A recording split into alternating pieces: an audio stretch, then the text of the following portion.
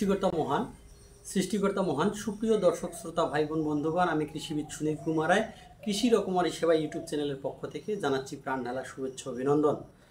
আজকের আলোচ্য বিষয় কার্যকারী কৃষি বৃদ্ধির লক্ষ্যে আমাদের কি কি কাজ করা উচিত সেই বিষয়গুলো নিয়ে আমরা কথা বলবো। কার্যকারী কৃষি বৃদ্ধির জন্য আমাদের কয়েকটি কাজ করতে হয়। যেমন কার্যকারী কৃষি পাওয়ার জন্য আমাদের কয়েকটা জিনিসের প্রয়োজন হয়। এক নম্বর হচ্ছে পর্যাপ্ত পরিমাণ খাদ্যের প্রয়োজন, সঠিক পরিমাণ পানি, বাতাস এবং সূর্যের আলো। আমরা এখন জেনে নেব যে কার্যকারী কৃষিগুলা কি কি কারণে সমস্যা হয়। এই সমস্যাগুলো বিস্তারিত জানতে সাথে থাকুন। দর্শক, আসলে আমরা এখন বর্তমানে জানবো যে কার্যকারী কৃষিটা কি জিনিস।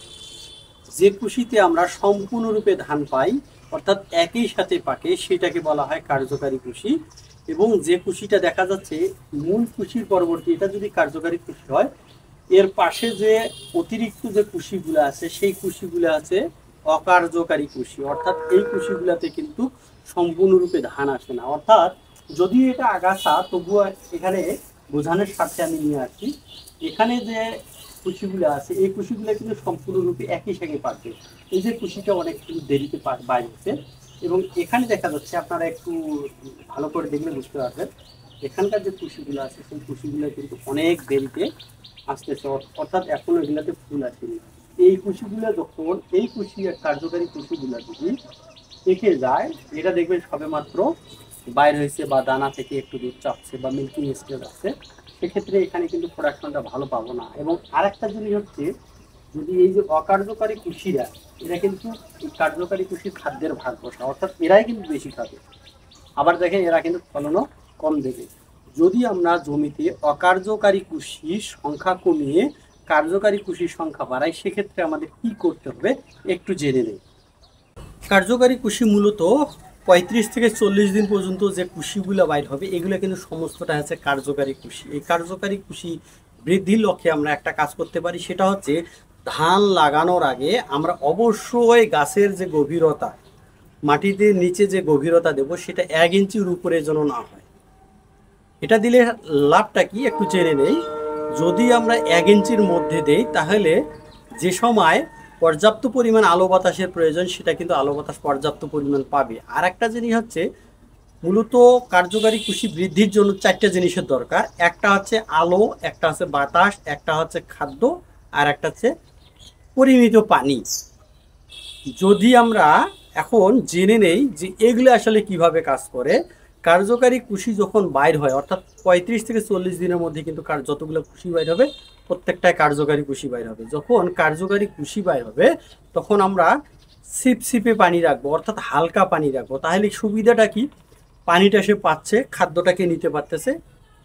এরপরে দরকার আছে আলো এবং বাতাস।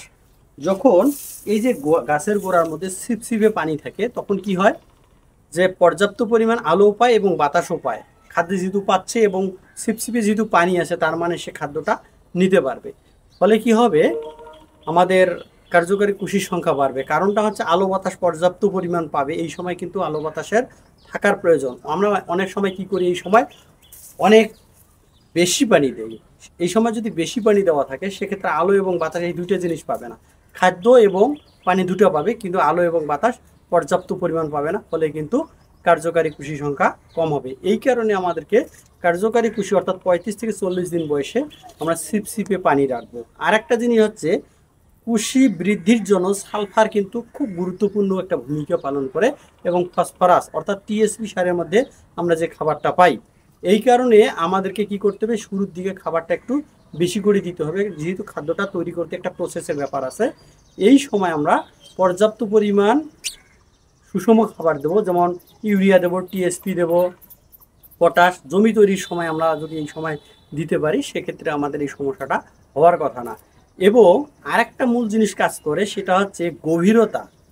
অর্থাৎ আমরা যখন চারাটা রোপণ করব, ধানের চারা রোপণ করব, ধানের চারা রোপণের গভীরতা যেন 1 ইঞ্চির উপরে না হয়। এটা কিন্তু খুব গুরুত্বপূর্ণ একটা বিষয়। যদি 1 ইঞ্চির উপরে যায়, সেক্ষেত্রে এতখানি যদি যায়, তাহলে আমাদের যে কার্যকারী কৃষি যেখান থেকে বাইরে হয়, সেটা কিন্তু পর্যাপ্ত পরিমাণ আলো এবং বাতাস পাবে না। এই কারণে কিন্তু আমাদেরকে অবশ্যই করতে হবে যে কার্যকারী কৃষি বৃদ্ধির লক্ষ্যে ধান লাগানোর সময় 1 ইঞ্চির উপরে গভীরতা অবশ্যই দেওয়া যাবে না। তাহলে আমরা 4টা জিনিসই সঠিকভাবে পাবো। আলো পাবো, বাতাস পাবো, খাদ্য পাবো এবং পানি। ছিপছিপে যদি পানি রাখি তাহলে পানির অভাব আমাদের থাকবে না।